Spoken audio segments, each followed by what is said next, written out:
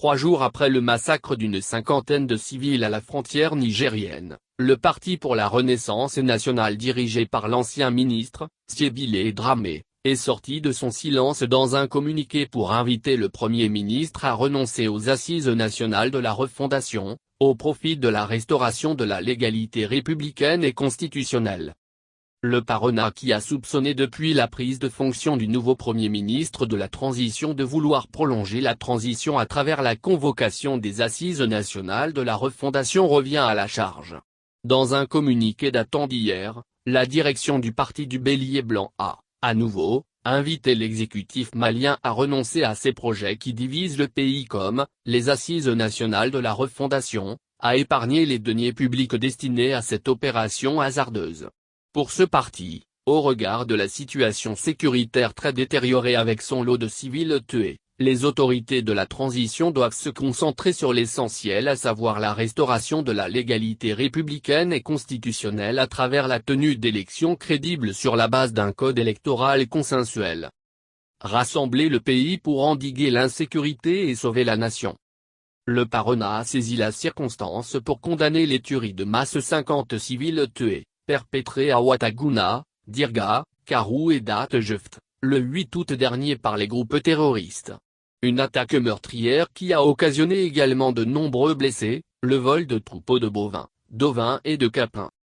Au-delà de ces assassinats ciblés, le parti du Bélier Blanc se dit préoccupé, par ailleurs, par la persistance et l'aggravation de l'insécurité dans plusieurs régions du Mali. La détérioration de la situation sécuritaire au centre, devenue une menace pour la cohésion de la nation, prévient la direction du parti,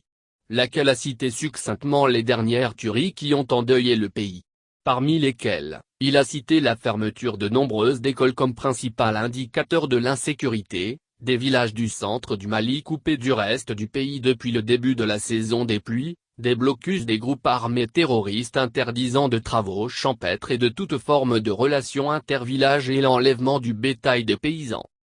À cela s'ajoute, selon le communiqué du Parona, des femmes et les jeunes filles contraintes par les groupes assaillants à porter le voile. Toujours selon le comité directeur du Parona, périodiquement, des affrontements sanglants opposent les assaillants djihadistes et les donsos dans cette partie du centre, engendrant une asphyxie des villages d'exploitants agricoles de l'Office du Niger. En rappelant toujours les tensions de Farabougoul l'an dernier, dont une médiation des érudits du Haut Conseil islamique dépêché a permis d'apaiser les tensions et jeter les bases d'un accord entre acteurs locaux, ce parti indique que les mêmes scènes persistent dans toute la zone, obligeant des habitants à devenir des otages impuissants.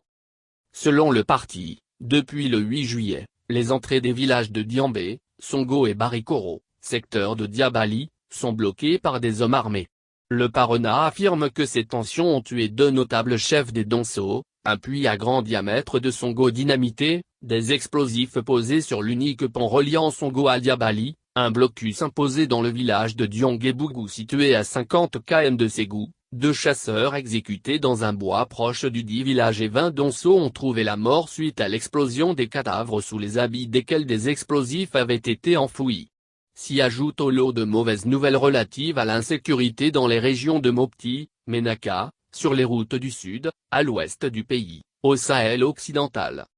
Au regard de ces circonstances graves susmentionnées, le parti soutient que la nation doit être rassemblée en bloc derrière les forces de défense et de sécurité.